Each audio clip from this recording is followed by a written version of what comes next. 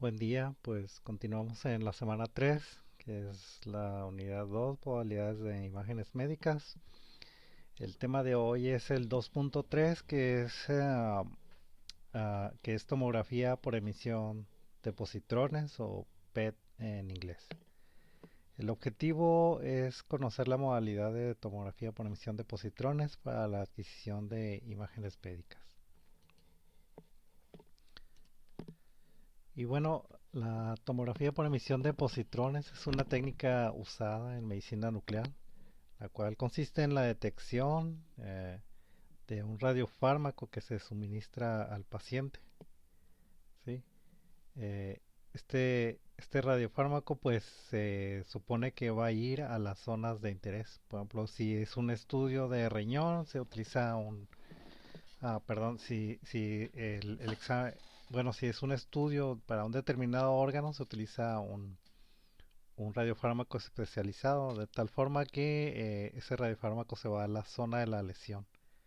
Sí, entonces lo que hace el escáner es seguir ese radiofármaco y detectar en qué parte del cuerpo está. Esto pues nos brinda una imagen tridimensional como en la tomografía en la tomografía computarizada o en la resonancia magnética. ¿Sí? Pero a diferencia de estas técnicas tomográficas, pues esta es capaz de medir la actividad metabólica del cuerpo y evaluar la respuesta de un determinado radiofármaco de un determinado fármaco al observar el comportamiento del metabolismo antes y después del tratamiento. Es decir, por ejemplo, si está evaluando un fármaco nuevo, ¿sí? El PET es capaz de rastrear hacia dónde se va, ¿no? Hacia dónde se absorbe ese fármaco para ver si es en la zona donde se necesitaba que fuera, ¿no? Sí, también puede servir como una guía en biopsias, así como en radioterapia para localizar zonas de mayor malignidad, debido a que existen radiofármacos diseñados para que sean absorbidos principalmente por dichas zonas. ¿Sí? Con respecto a otro tipo de tejido como zonas fibrosas o donde ya ha ocurrido necrosis. Y permite distinguir entre tumores benignos o malignos debido a que el gran porcentaje de los primeros no suelen tener mucha absorción del radiofármaco utilizado en comparación con los tumores malignos. ¿Sí? La tecnología PET utiliza el decaimiento radioactivo de un determinado radiofármaco. Este decaimiento o disminución de radiación con el tiempo es del tipo beta, de partícula positiva, que ocurre cuando un protón se convierte en un neutrón para estabilizar el núcleo. ¿Sí? Siempre en la naturaleza, pues el núcleo quiere tener el mismo número de protones y el mismo número de neutrones en el núcleo. Sin embargo, aquí, por ejemplo, tenemos 6 protones y 4 neutrones. ¿Sí? ¿Qué es lo que pasa? Bueno, que mm, del protón, pues el protón que sobra aquí, lo que va a pasar es que va a expulsar un neutrino y un positrón. ¿Sí? Y con esto se va a hacer como un neutrón, ¿no? Para obtener ya el estado estable de 5 protones y 5 neutrones. ¿Sí? Entonces el núcleo se va a estabilizar, pero esto pues va a dejar que el neutrino y el protón salgan disparados, ¿no? Este proceso de decaimiento, o sea, de 6 protones, 4 neutrones a 5 protones, 5 neutrones, ese es el de partícula positiva beta. ¿Sí? Bueno, de aquí, de estas dos partículas que se desprenden del núcleo, la que va a servir para la tomografía PET es el positrón, de ahí el nombre de tomografía por emisión de positrones, ¿no? Se emite un positrón. ¿Qué es lo que va a pasar? El núcleo inestable para estabilizarse, como aquí, pues se emite el positrón neutrino. Vamos a seguir la trayectoria del positrón, que es la que nos interesa. El positrón sale y ¿qué es lo que va a pasar? Bueno, que como es la antipartícula del electrón, um, lo que va a pasar es que cuando choca con una masa, ¿sí? Circundante, un átomo de la masa circundante y choca con un electrón de ella, pues se desintegran ambas partículas, ¿no? Son nada, es la antimateria una de la otra. Y lo que hace es que, bueno, la materia pues no se transforma, digo, no se elimina, ¿no? Sino que se convierte en energía. ¿Y qué es lo que va a pasar? Se transforma en fotón, ¿no? Va a emitir un fotón en, en dirección antiparalela uno del otro, ¿no? O sea, un protón va a salir a 180 grados hacia un lado y el otro a 180 grados hacia el otro lado, ¿sí? Uno del otro, formando un ángulo de 180 grados los dos fotones. Esto es lo que va a detectar el escáner, ¿no? Va a detectar estos dos fotones que están a 180 grados y va a decir, aquí hay aquí hubo cercas una partícula radiactiva, ¿no? Sí, que estos núcleos serían del radiofármaco suministrado, ¿sí? A la persona y por lo tanto el positrón pues no viaja mucho, ¿no? Sino que luego se encuentra con un electrón, por lo que el escáner al detectar esta coincidencia se da cuenta de que aquí estaba el radiofármaco, no había una partícula de radiofármaco por aquí. Entonces todas las partículas de radiofármaco que anden por ahí van a ser detectadas de esta manera, ¿sí? O sea, ellas van, donde exista radiofármaco se van a emitir positrones y por lo tanto se van a emitir fotones y el escáner va a detectar en qué posición se encuentra el radiofármaco, ¿sí? Por ejemplo, aquí tenemos unas imágenes, obviamente en falso color, de tomografía por emisión de positrones. Aquí se supone que había mucha concentración de radiofármaco. Sí, aquí hubo muchos fotones que salieron para todos lados y el escáner aquí fue donde detectó la mayoría, ¿no? Aquí esta es una imagen, por ejemplo, esta es una imagen de una vejiga y esta sería la imagen del cerebro. Sí, aquí pues se puede ver las concentraciones del radiofármaco serían las zonas rojas. Aquí hay menos concentración de radiofármaco entre más azul sea, ¿no? Y más rojo, pues más concentración. ¿Sí? Entonces, realmente la tomografía por emisión de positrones simplemente detecta que pues la concentración de radiofármaco en el cuerpo. ¿Sí? Porque es importante, ¿de qué sirve esto? Pues bueno, los radiofármacos lo que se hace es que se eligen de tal manera que vayan hacia ciertos tejidos. Por ejemplo, uno de los usos más comunes de PET es para detectar tumores, ¿sí? Entonces se usa un radiofármaco que es similar a la glucosa, ¿sí? Solo que contiene las partículas estas, a la- a- las partículas estas que simulan la glucosa, pues tienen adherida partículas inestables, ¿sí? Y la glucosa, como es sabido, pues es absorbida en grandes cantidades por los tumores. ¿Sí? Entonces, por los tumores malignos, los de cáncer, absorben mucha cantidad de glucosa. Entonces, ah, el, el tomógrafo PET detecta rápidamente esas concentraciones altas de la glucosa radioactiva y, por lo tanto, a las localizaciones exactas de los tumores, ¿no? O sea, el tumor se pone, es un área roja, ¿no?